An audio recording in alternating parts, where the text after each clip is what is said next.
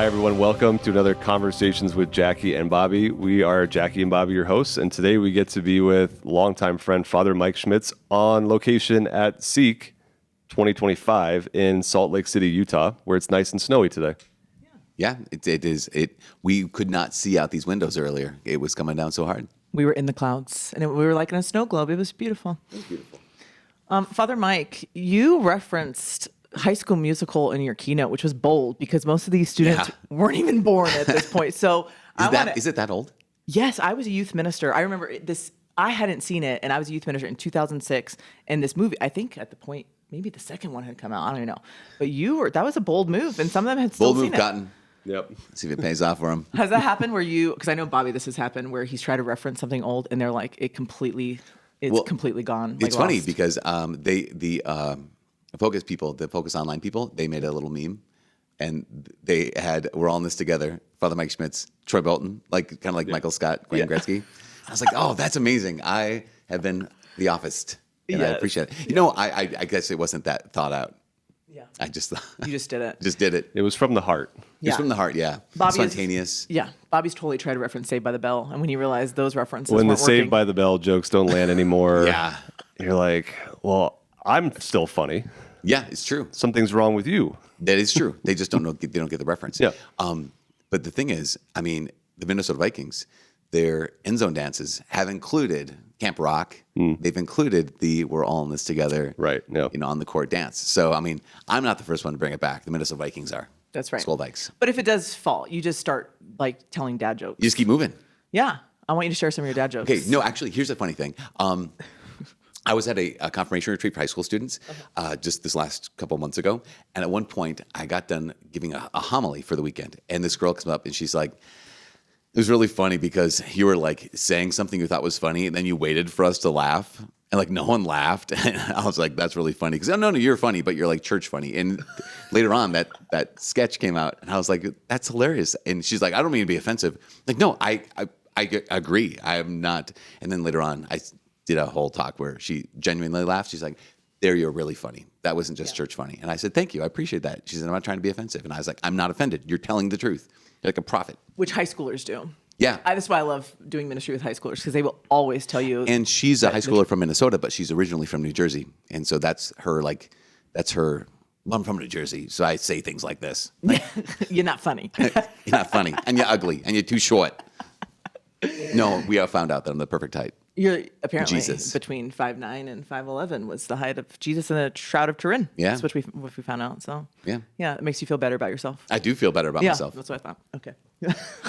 Father, many, many people and our listeners likely know who you are. We've been blessed to work with you in a number of different avenues, from Ascension Press to Life Teens Camp Covecrest to Steubenville conferences and a whole lot of things in between. But how long have you been a priest?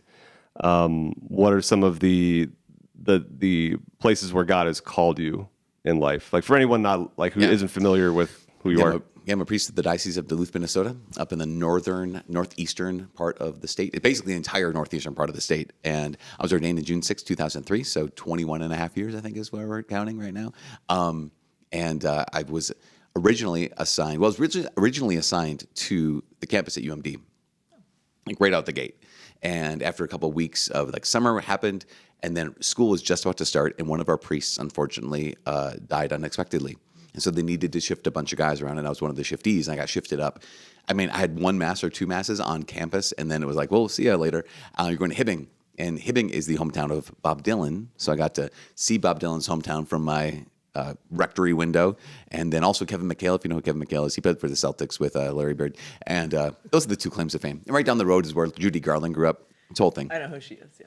Yeah, she has these ruby slippers. And so I was up in Hibbing for about a year and a half-ish. And then they moved me back down to Duluth, to the campus at University of Minnesota-Duluth in 2005. So this is my 20th year in this role as chaplain of the university and director of youth ministry for our diocese. Yeah. When did you start doing Steubenville conferences? Do you remember? Yeah, I do. I don't know the date exactly, but I'd never been to Steubenville before. And went down to St. Thomas in St. Paul. And it was a Friday night, and someone said, hey, we don't have a person to do the talk or do mass tomorrow.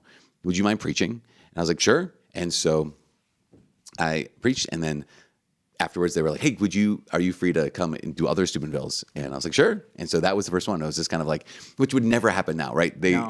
We got our assignments for next year, like 2028 already.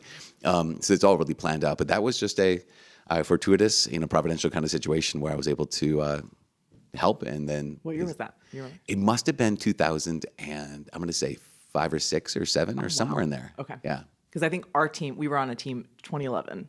Where was that? I think it was in St. Louis. Okay. Right? Mid-America or Springfield. It was my first ever real conference weekend where it was planned out. Yeah, they planned it. Was with Matt Smith and Father Dave Pavanka. Oh my God. Down in West Palm Beach. Oh. But you and I did a West Palm Beach one too, with somewhere in Florida. I think it was West Palm Beach because Father Jose. He took the three of us out out on Saturday night, and we were out, and I remember so late because it was a place that he had Puerto Rican food, or was he Puerto Rican? Yeah.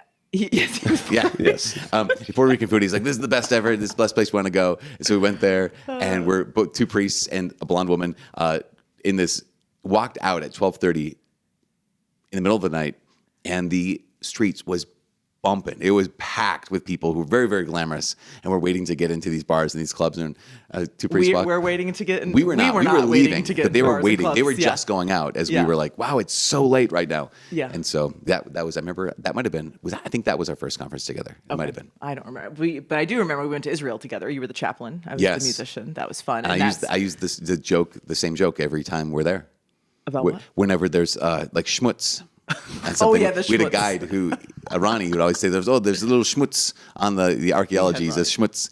And the only difference between Schmitz and schmutz is you. But Dad jokes. But the first time Bobby really got to. I remember fondly when we served at Life Teens Summer Camp Cove Crest together, which you were pregnant. I was like 7.5 months pregnant with Abby. So 2013. 2014. Sure. Yeah. Mm-hmm. And we were, so that's where we got to know each other. And we Because you were were the priest, we were hosting, and I was doing music. And when we were whitewater rafting together, we were both in Which the I back could not of the do raft. because I was Couldn't 7. do because you're pregnant. Yeah. Whatever. We're rafting, and we hit this particular bump, and it was slow motion for me because you got launched in the air. And there was a moment, maybe if I was a millisecond faster, I could have grabbed you, but I just burned in my memories you slow motion falling backwards out of the raft, and it's like Michael Caine crying at the end of The Dark Knight, right? It's like, I failed you, Father Mike. I was thinking it was the image of Mufasa falling, Oh my into the God. All of the wildebeest. above. All of the above. And then you came up laughing, and all was well. And It was super fun. You I did buried that. my failure deep. Yeah. I never even thought about that. Yeah, I never even saw it as Bobby your thinks failure. about night. it every day. every night. His failure. I failed you. You'd make an examination of conscience. And that one time, I was just too slow. I let Father Mike out of the raft. So you do all those drills. I actually, have you seen that? I think it's an RFK thing where you wrap it around your head and there's a tennis ball or some kind of ball attached to it's like the paddle game. But you attach it to your head and you punch it and so it bounces back, and it's meant to have some hand-eye coordination and mental acuity kind of a thing. And I was with this family and they're like, we have one of those. And you should try it. And so I'm like a cat.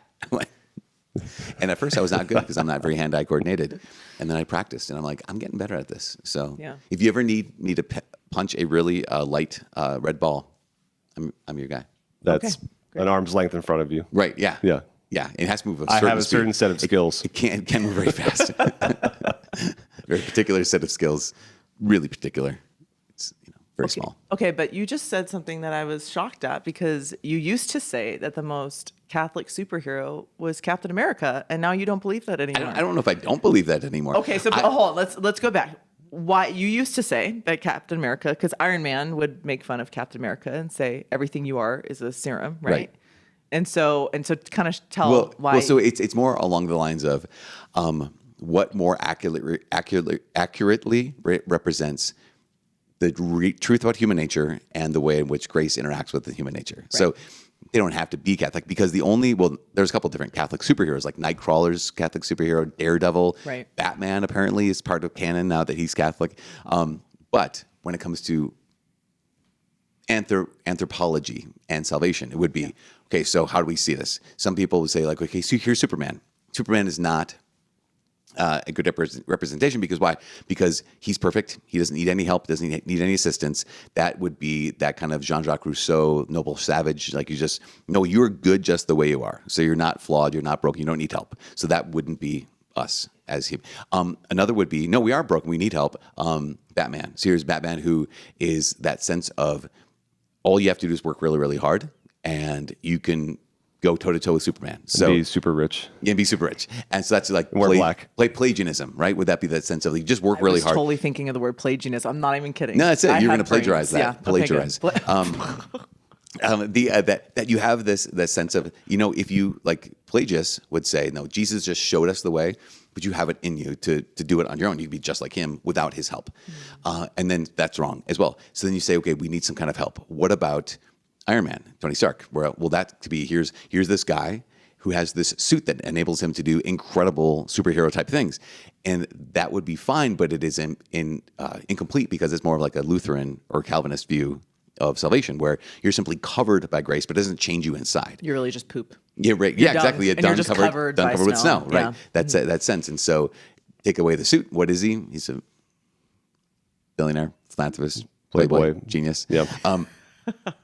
But there's a couple, another example, like Shazam would be another example, or Billy Batson, right? So you have Captain Marvel, who is Billy Batson. He's an 8-year-old kid, but if he says the magic word, Shazam, he has the strength of wisdom of Solomon, the strength of Hercules, all the things, speed of Mercury.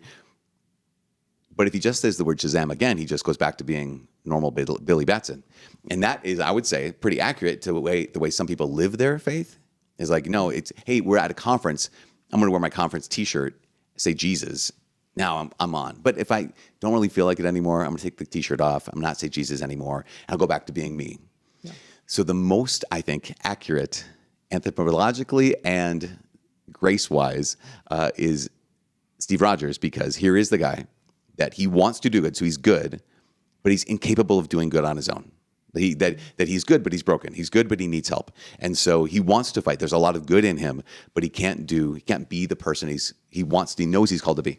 And but he gets injected by the super or soldier serum, and it actually changes him from the inside out. So he's now transformed into who he possibly could be. So what does grace do? Grace elevates and perfects.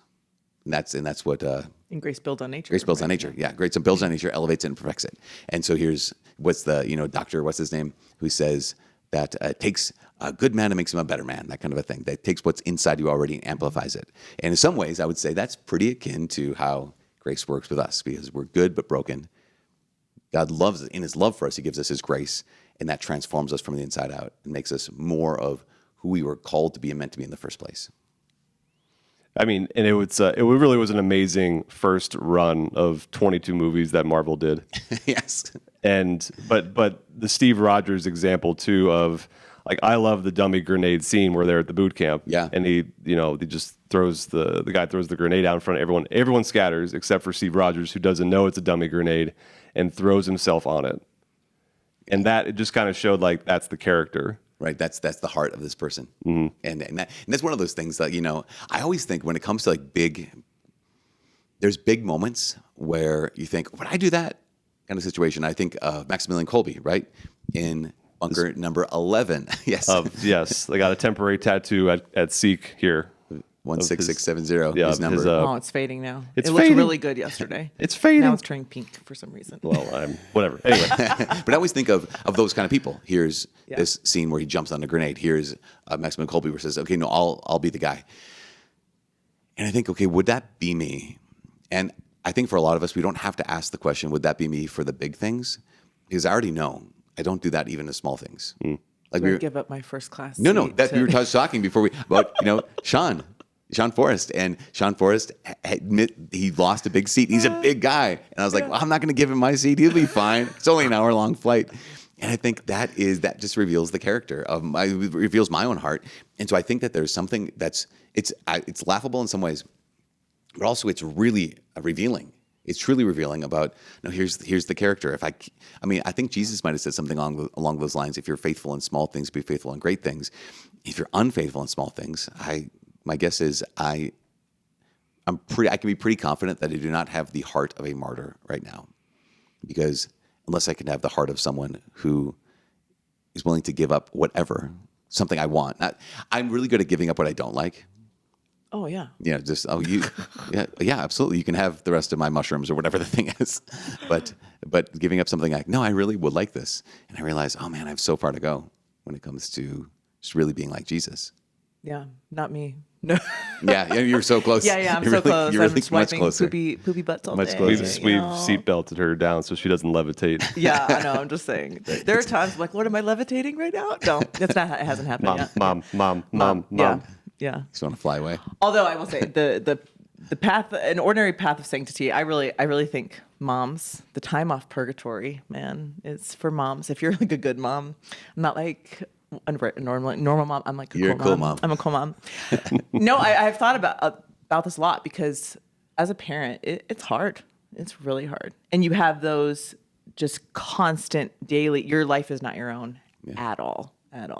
I'm not really saying I'm actually holy. No, I want to hear more. Tell us more about But yeah, you. we've just thought, like, really, that's why so many people are called to this vocation and to the life of parenting, is because it really is a path of sanctification, and just you are constantly pouring out when you don't want. I mean, Right. literally, I've seen Bobby just sit down after he's made coffee. He's about to crack open Liturgy of the Hours, and literally a kid's like, "Dad, come wipe my butt." You know, like, I poo-pooed. So you're just like, I just sat down. So I just don't sit down anymore. Yeah. I mean, look, he Just will walk around. read a page. You're really good at this. I try to read, but I want to have time to read it, like a couple pages. He literally will read a paragraph at a time, because you're going to be Because interrupted that's all I can do. Yeah. at any second. Yeah. Like, as if Yeah. you expect the perfection for the coffee to be the perfect temperature and the candle will be lit and the perfect movie soundtrack to be on, and then I will read. It's like, it ain't going to happen. Yeah, completely. It has Just to happen in do it real life. badly. Yeah. I want to Do it ask badly. you. Badly do it and- badly. and Oh badly. my And badly. gosh. Well, was it Father Walter Chizek? He was asked, "What do I do? How do I become a saint?" And he said, "Just give God your lousy best. Just give God your lousy best." Yeah. I like that. As a priest, from the beginning of your priesthood till now, like, how have you seen, just even in your own life, like, wow, I grew a lot in wisdom, or even working with college students. Just how have you seen yourself from early priesthood till now? Because I see myself from beginning of motherhood, the things I didn't know, the ways that I've seen that God has stretched me and I've grown. Well, even how it's poured into our ministry. Yeah, Like what we it's used, changed our how ministry. we used to teach or present 10, 15 years ago versus now, how much has changed. And Yeah. there's a beauty in that. So in your own fatherhood, in how many years? It's been since 2003. Yeah. Oh, 20. and I've been on campus 20 years. Yeah. Like, how in your own fatherhood have you seen just God in ministry, or how has your ministry changed, or how have you seen yourself grow as a father? Yeah, it's really interesting because I think it's interesting. Well, it's interesting for me because there's many ways, but there's also some ways it's just like, okay, we just keep on trying to make it. It's kind of like, I wonder if where you have parents who are kind of stuck in they're always this age. So for me, the developing ages that I work with are typically a little bit of junior high, a bit more of senior high, and then college. And that's it. And then I don't see them much, because we have students who have come through, 20 years now. We have families of 10 kids of students who were my students in college, 20 years ago. But I don't see them. Because I don't have time. And so it's been, because it's always a new group of students, there's a pain there where it's when they leave, it's kind of goodbye. At least, when they come back, we had a Christmas party for our alumni just a couple weeks ago, and it was awesome. It was great to see. We had people come back from first gen Newman people who, like, again, 20 years ago was their first year. As my first year was your first year, Father. I'm like, that's amazing. And it was great to see them, but that's once a year or once every couple years, and that's kind of painful because just give your heart, and then knowing that they're going to move on. But also, it's hard because they're like, well, can we be part of your life still? And the answer is no, because there's only so much time.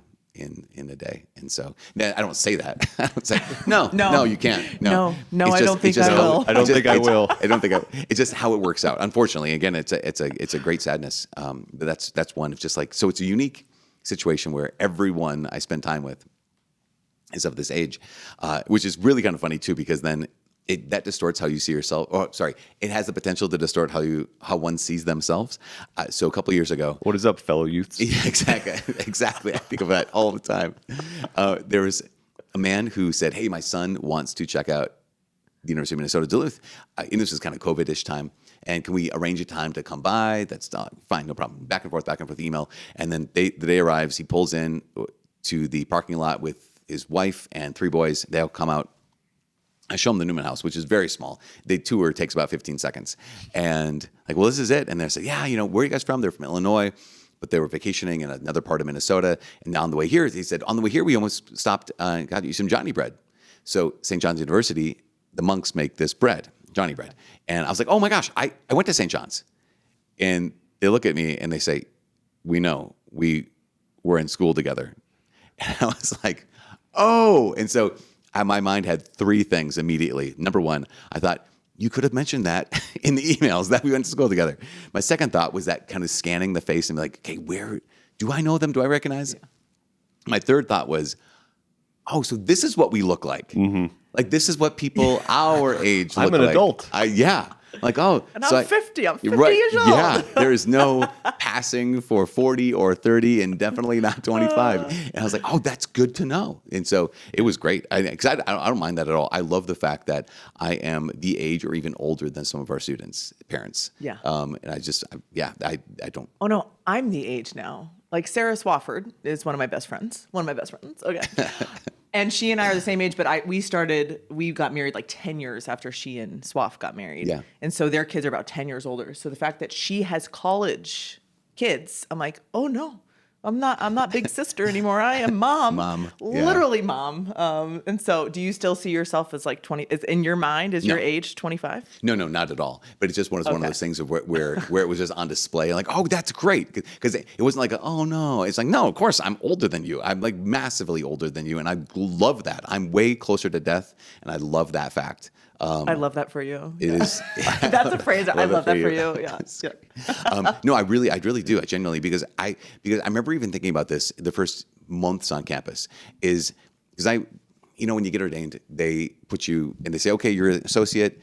You're going to work with the teenagers. So you automatically are pigeonholed in that area. Or at least I was. With the youths. Yeah. Because you're pretty much youth too. I remember thinking very clearly, okay, they don't need a cool priest. They need a holy priest. Yeah. And I mean, even when I was 28, I was like, they don't need a cool priest. They need a holy priest. And I've always thought that. And so the same thing, they don't need a young priest on campus. They need a holy priest or someone who can offer some wisdom. I remember I had dinner one night with Jordan Peterson and whatever. Randomly casually put that down. Yeah. But one of the things one of the things I mentioned, I was like, oh, I like your suit because he had this, he's a super Shocking. sharp dresser, right? Yeah. He doesn't have any weird suits. And he said, yeah, when I went on tour, he said, I've always done this in my classroom. In my classroom, I always wore a button-down shirt and dressier pants. A lot of times wear a tie, but I'm going on tour and I'm going to dress as classic or classy or as sophisticated as I can because it's good to give young people something to shoot for. And he said it was for a reason. It wasn't just so I would look good. It was because I'm giving someone something to shoot for. And I remember thinking, that's brilliant. And it goes back to what I would like to do for our students as a priest is want to give them something to shoot for. It's one thing to be kind of like one of the guys, and that sometimes there's moments like that, obviously.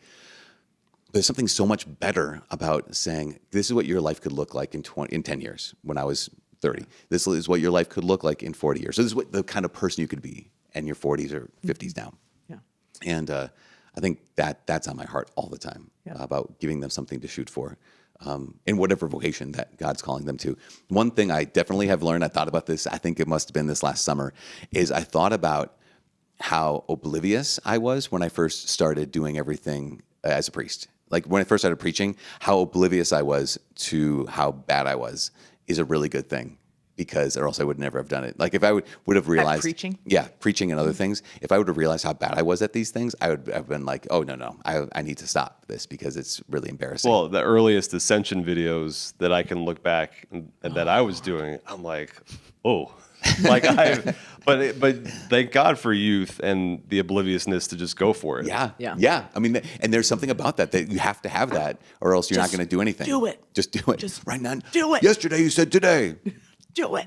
But there's something I because I thought when I was a seminarian, I was invited to give a talk back in my home parish. And they said, what do you want to talk about? And I said, the Eucharist. I'd love to talk about the Eucharist and St. Francis of Assisi. And so I went there. The youth minister took a picture and then mailed it to me back at the seminary saying, and on the back it said, they're listening, ! Thank you. And I remember thinking, oh, great. I must have done a good job. And so I had the illusion that I had done well at this thing. And so because of that, I'm like, oh yeah, sure, I'll get up at preaching class or homilies, whatever, and do more of that. It must have been 10 years after I was ordained, actually, that youth minister said, yeah, we're so glad you got better. And I was like, what? They said, yeah, remember that time you came in back and spoke at the parish? And I'm like, yeah. And she said, myself and the other adults were in the back of the room, and we were just like, oh my gosh, like, no. We hope they have classes for this because this is so bad. He should never be on camera. Yeah. And I was like, I'm really glad that I could laugh about it, but I was like, I'm really glad I didn't know that, or else, again, I would have just kind of been a wilting lily. Yeah, no, I agree. I think about like kind of early days of speaking. I think Life Teen. We weren't wearing our colors. I wasn't wearing That's my for sure. colors. Yeah, I was wearing all black. The color Oh my wheel hadn't gosh, chosen seriously. But yeah, I think about like my first talk at a Life Teen Inspiration. I was a youth minister, so I was 22. Oh my gosh, that talk was terrible. I can't believe they even asked me to speak. I think about, I'm like, oh my gosh, the stories that I decided to share, what I thought was funny, it was terrible. So yeah, thank God for Man, growth. there's so many things, so many stories. I'm like, oh shoot, why did I even try? I thought that was funny. Yeah, it was in my head. Yeah. Yeah, Bobby thinks that a lot too. He's the funniest man he knows. So I am, and the most humble.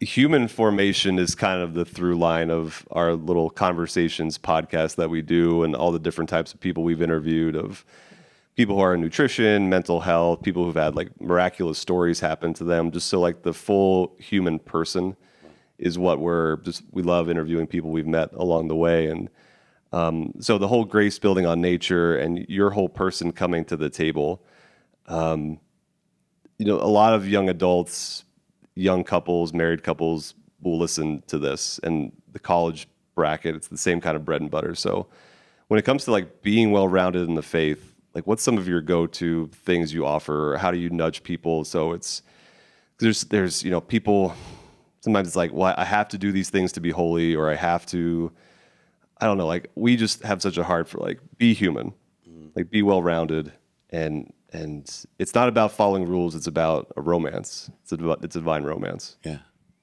Yeah, no, that's really good.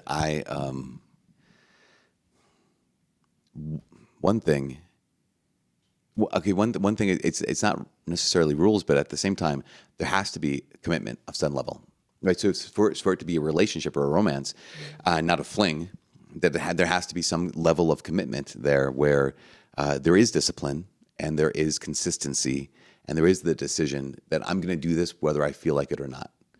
And so at the same time, sometimes people make ridiculously arbitrary rules for themselves, or they have these crazy expectations that they have of their own spiritual life, of their own, financial, physical, whatever the thing is, life, as opposed to saying, well, actually, what would help me become the person God wants me to be? Actually, even stopping and ask the question first, okay, what is God's goal for my life, in the sense that what does he want out of my showing up in prayer? What does he want about my loving the people around me? What does he want out of my going to work? Like, what does he want? And genuinely speaking, and not in a way that's really like up there and abstract. Like, oh, he wants me to be more and more like him. He wants me to live more and more and love people around me more and more like he does. And so what will help me to do that? And then I get to step back and say, well, what have the saints taught? And one of the things maybe just me, traps we fall into is I have to do everything. And the reality, of course, is I can't do everything. No one can do everything. And even the saints didn't do everything. You say, no, but they did X, Y, and Z. Yeah, over the course of a lifetime, as opposed to, no, they would get up at a certain time. They would go pray. They would take care of their business. They would do all the things they needed to do. And it would look very, very normal. And probably it would look very, very boring if you were looking for just flashy or dramatic. And so I would say, okay, ask that question. What is God's goal for my life? He wants me to be like his son. What is one thing I can do in, say, like even 3 areas where I'll become more like Jesus? So in the area of my spiritual life, in the area of prayer, what's one way that I can pray on a consistent basis? Because a lot of times we have intensity resolutions, and consistency beats intensity every time. So what's one thing I can do, only one, and I can do every day that will help me actually get closer to the Lord? And I might have to experiment with that. Actually, clarify. You will have to experiment with that because you don't know. How would you know unless you actually, there's in the wisdom of Smash Mouth, you'll never know if you don't go. Hey. You never shine if you don't glow. So that's one thing. And the other is like take 2 other areas. So friendships or families, like so relationships. Like what's one area that I know I'm called to grow in this area? So that could be something as simple as I show up when I said I'd show up, or I commit longer ahead than just throughout 2 hours. Something simpler like that. Or it could even be I make the commitment to call my parents on a regular basis, depending on how old someone is. But that kind of sense is I want to be and so for me, one of those things was I would have students sometimes who'd come to campus and they're like, "Oh, my uncle's a priest." I'm like, "Oh, wow, that's cool. Do you know him very well, or did he make a positive impact in your life spiritually?" Like, no, I don't really know him. I mean, he's really busy, and he'd come by, for Christmas afternoon, but then we wouldn't really see him. He's just really busy. And I remember thinking, okay, I have a bunch of nieces and nephews. I don't want any of them to say that, oh, my uncle's Father Mike Schmitz, and I don't really know him. And he did, or even worse, he didn't really make an impact on my spiritual life. I don't know God better because my uncle is a priest. So because of that, I remember talking with some youth ministers, and they're like, "So what are you going to do about it?" I was like, "Well, what do you mean?" Like, "Well, we know Max. Max is my oldest nephew. We know Max. When was the last time you texted him? I don't want to bother him." Well, either you have make an impact in his life, or you don't bother him. But you can't do both. That kind of thing. And so I'm so grateful because I work in the youth ministry office. I'm the director. And so because of that, I put on enough camps and events for my nieces and nephews to attend where they've encountered the Lord in a massive way. I have one niece who's on campus with us, and I get to be part of a small part, but I get to be part of her journey. And even some of my nieces who live far, far away. One night, I remember 2 different nights, separated by like a year or 2. Each of them had texted and said, "Hey, I was just looking up a question. And I came across your videos, and it really helped me a lot." I'm like, well, even so, for those long distance family friends, have like at least some distance. So one, what's my faith? One, what's my family and friends? And then I think there's whatever someone else has a goal about, but I think others can have more F's, like finances or fitness or whatever that thing is, but have some kind like human, some kind of human goal of here is how God wants me to just be in this world. And so, again, here's my relationship with the Lord, relationship with the people closest to me, and how does he want me to be in some other way? What's another goal in that area? I think could be really, really helpful. But just pick one thing. And I'd say one thing for a season, one thing for a month, and just we could do that one thing. Yeah, that was I a think long that's good. answer. I feel like Lent, I always try to do too much. And then it all falls through. Yeah. Because it's too much. But just there's someone I work with who said they're going to choose one thing, like one virtue a month. And this is the virtue that I'm not working on any other virtues. I'm just working on one virtue a month. And I thought let me know how it goes. Yeah. Because it could be one of those things that is just transformative. Yeah. But it can't be everything. Yeah. Or it gets overwhelming. Yeah. Yeah. Yeah. CrossFit is something you've done for a while now. Because just to talk about like the integration of health and fitness, and even like I wrote a blog a long time ago called The Worship of the Weight Room. Just because I was noticing like just this new fitness culture, and there's a good being sought. Yeah. How it can turn to vanity, how it can turn to obsession in other areas. But like overall, like it's good. Like reverence the temple of your body. Like give God the glory in competition and pushing yourself. And you were a fellow swimmer. I swam. That was one of my main sports growing up, staring at the black line at the That's bottom why of the the pool. two of you struggle with hand-eye coordination because you're both swimmers. Or we became swimmers because we struggled with hand-eye coordination. That's what I'm saying. I didn't have the hat with the ball to punch. Yeah. Yeah, so Bobby's dad, to his chagrin, his dad loves baseball. Poor Bobby. He's like, I'm going to swim instead. yeah. Yeah. I can philosophize staring at the bottom of the pool. Think deep thoughts. Deep thoughts. Deep thoughts in the deep See, end. deep, Oh, deep, Deep thoughts in the Lord. deep end. Waka Yeah. waka. Oh, boy. Okay. Anyway, just to kind of like turn to like the integration of exercise and fitness and like integrating it so it's not the thing you worship, but the thing that helps, I don't know, augment your humanity. Yeah. Yeah. And even recognizing, just talking about getting older, like the shift from pushing oneself and the ego lifting to like maybe I should taper it down and go Right. for longevity. Yeah. There's that sense of like even why. Yep. Why? What are the goals? What are the actual goals? And I think that sometimes, for anything, but for exercise, fitness, whatever, a lot of times, sometimes the goals can be cosmetic, or the goals can be, just kind of like body composition type things, which are not horrible, but at the same time, there becomes I think a wisdom of, like the Saint Francis of Assisi, your brother ass, like my body is brother ass, just is meant to be functional, and it's meant to actually be so that I can continue to serve the Lord, so I can continue to be present to people around me, because that sometimes is. Also, there's something enjoyable. I think the Lord does delight when we delight in His gifts, and there's something about that is really incredible. I think there's something really good about doing hard things. I mean, something really good about doing hard things on a regular basis, and so I started a thing with my older brother and my two brothers-in-law just not too long ago, where it's like, okay, so what are the hard things we're going to do? And we're going to keep each other accountable. We have a Zoom scheduled every Sunday afternoon, the four of us, to just like check in and like, because I think one of my brothers or my brothers-in-law renamed the group chat like faith, family, and fitness or something like this. Fun, I'm not sure, one of the things. And it's just like, but we want to be able to push each other to do hard things, because I think it's normal for human beings it's normal for human beings to prefer comfort, but it is good for human beings to prefer difficult things, greatness, as Pope Benedict might have. Bobby would never say that about me ever. What, honey? One of our big fights on our honeymoon. This was It wasn't a fight. It was okay, you can tell the story. Yes, honey. we go because we went to Kauai on our honeymoon, and we're both like, oh, if we could live here. You can do a ton of things there. You can sea Right. kayak, you can hike Yeah. the Nepali coast. Yeah, which is and so we're like, oh, if we lived here, what would we do? And he was like, I could be a swim instructor. Little Angels Swim School. Yeah. Trademark. And he's like, what would you do? I'm like, I could verbal be like an aerobics instructor. And he gives the face, and I'm like, what? He's like, well, you don't even work out like, ever. I'm like, okay. I was like, I was newly married. yeah. See what happened was. See what happens. So we literally Ignorance. did, how long is that hike? 8 miles? Or it's like it's 2 miles up. And this is in Kauai. 2 miles up and over to the beach, 2 miles into a 300-foot waterfall. And then, 2 miles back out, 2 miles up, right?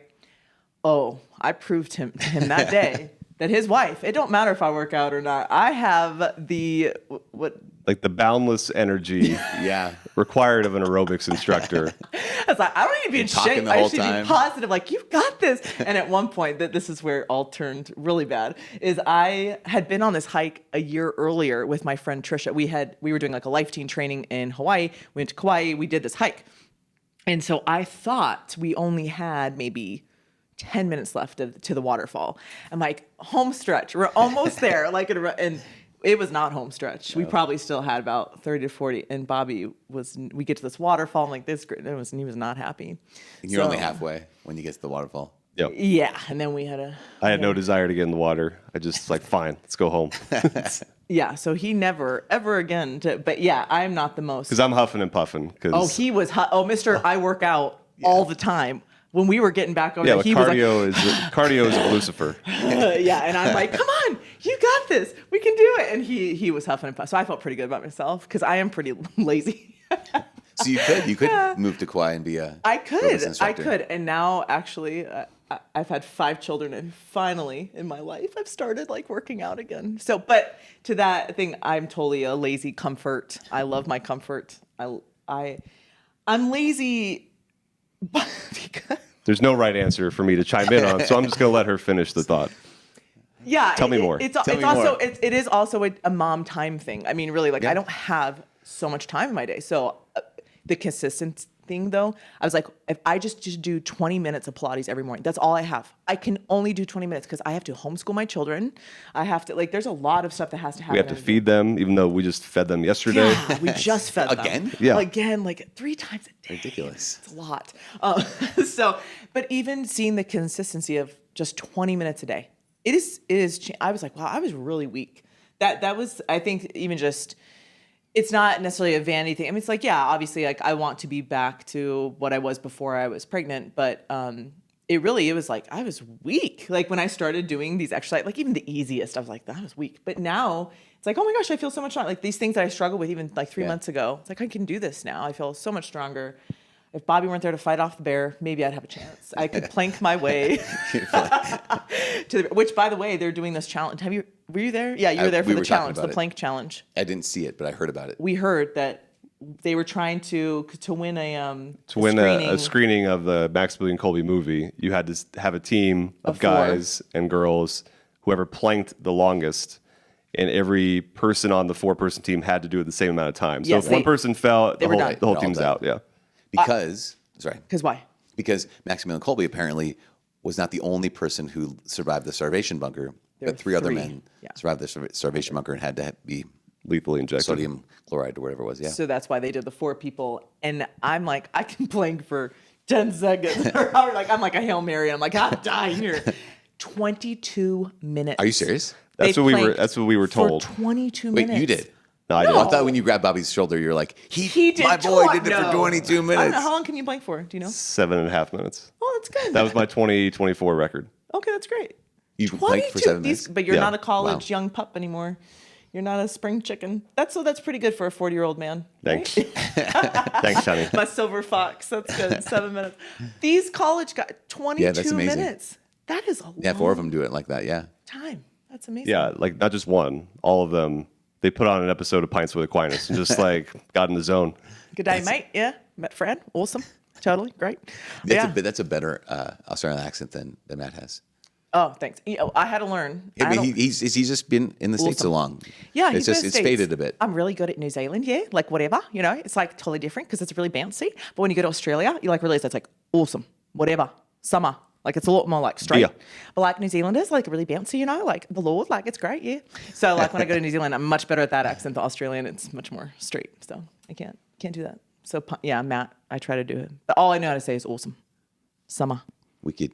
That's a Boston wicked. That was wicked awesome. I'd say wicked. Wicked. Wicked. They do. He says wicked too. I don't know. Oh my gosh, my don't know, mate. Bostonians. That was wicked awesome. Get to meet that family from Austria. Good eye, mate. Austria. They don't have the shrimp on the barbie. Yeah, when you meet your friends from Austria, you're gonna go to the Australian. I'm gonna do it. I think I'm gonna You do are, it. of course you are. Yeah. This family I'm meeting later. Did you hear about that? You just told me before. No, but okay. I wanted to make sure that I didn't know it was just Bobby. Or if it was Bobby and you. But yeah, I think I'm going to do it. And I think I'm going to try to do it deadpan. Like I'm just not going to, Just commit. Yeah. just a full. You did something full earlier send. where there was like pretty good acting. I was like, you could have been Robin in that Batman movie because that was really good acting. I actually believed That's- you for a second. I didn't realize you were joking. I was like, wow, he did it. Yeah, because when people meet Bobby and he does the dry humor, they don't know. Yeah, if they don't know. They don't know. I love that. It apparently slays in New Zealand, though. Oh, like we that went is to New their- Zealand Really? and they thought he was a stand-up comedian because the dry humor Yeah. in New Zealand, like the Flight of the Conchords, they Yeah. love. Jackie was too much. I was Yeah. too. They thought I was hysterical. The and to the Three point, Stooges, like I was Three Stooges Yeah. for them, and he was I had like, 3 people tell me I should consider stand-up. To the point I started questioning my life. Yes. Like maybe this is my should calling, honey. move to New Zealand and do stand. Maybe you should go back and I should pursue my new dream. Yes. I'll go be an aerobics instructor in Kauai. Be a swimming teacher, and during the day, Stand-up and then stand up. comedian. And And I'll fly to New Zealand and do my stand-up. They loved his dry humor. It was so. They were like, "You're not." Well, Flight of the Conchords is a great show. And it's very dry. It's great. Yeah. Is there any, as we could go for 3 hours, but we'll start landing the plane, probably, maybe. Yeah, we probably need to. We have such a heart for young people, young adults, college age. Like I'm remembering my conversion experience, my college years of living at the Newman Center as I'm here at Seek and seeing all these just college students encountering the Lord, some for the first time, some just renewing the fire.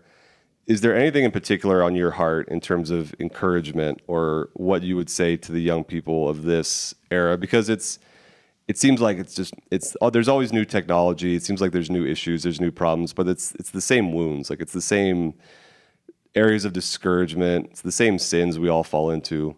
Like, I don't know. Like, is there anything particularly on your heart to say to anyone who might be listening, young and not so young, who's wanting to, I don't know, just needing some encouragement in the time today?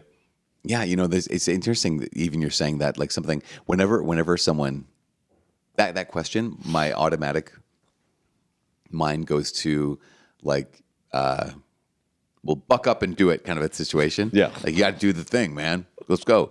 Or advice in the sense of, hey, pick one thing and just let's move. But you had utilized the word encouragement, which is really important.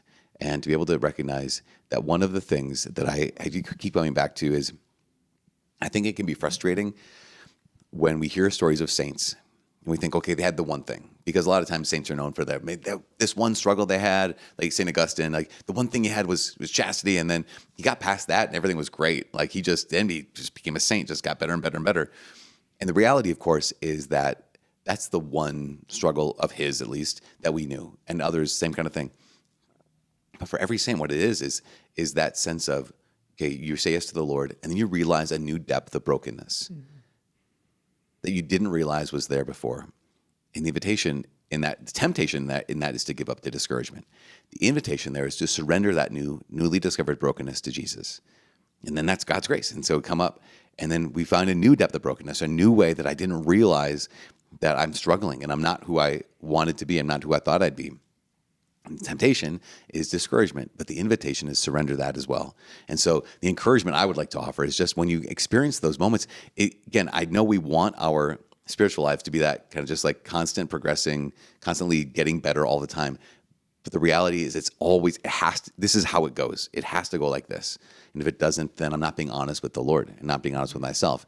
If I don't keep discovering new levels of brokenness, new levels of need, then I'm not actually discovering where the Lord wants to be in my life in a unique way. So not to let that be a point of discouragement, but let that be a point of like, no, this actually means you're growing. And to not experience this would more likely be not growing than it would be you're getting better. Does that make sense? Well, that God is just as present in the troughs, Yeah. like in the desert, in the desolation, as on the highs, the spiritual retreats, like the consolation, the warm fuzzies. Like God is just as present in the lows as in the highs. Yeah, yeah. You just reminded me though of my favorite New Zealander, Brooke Fraser. Yeah, Lidget Wood. Yeah, Lidget Wood. She shared one time about how the gold, when a goldsmith is refining gold, the gold becomes liquid, and what happens is that the bad stuff, always rises to the top, and the goldsmith sloughs it off and throws it out in the trash. And then it keeps happening. The stuff, the impurities rise to the top, and he has to keep sloughing it off. And so what you just said, that's going to happen our whole lives, is stuff's going to rise to the top that we like, oh, I didn't realize that was there. Yeah. And we're going deeper and deeper constantly. But I love at the end, she said, and finally, the gold is finished when he can see his reflection in it. And I love that. It's like, and that's really only going to happen in heaven, right? When we see God face to face, right? That the beatific vision, but our whole lives, stuff is going to rise to the top that maybe we didn't know was there, that we might be a little surprised at. But that's the keep going, right? Because it is going to be fire. It is going to be painful, and just in Scripture, like we're tested by fire, so it is painful when that stuff does come. But don't. Be discouraged. There's a farmer doesn't get discouraged when they have to go out weeding again. When they find new weeds, they're not discouraged. Like, no, this is how it goes.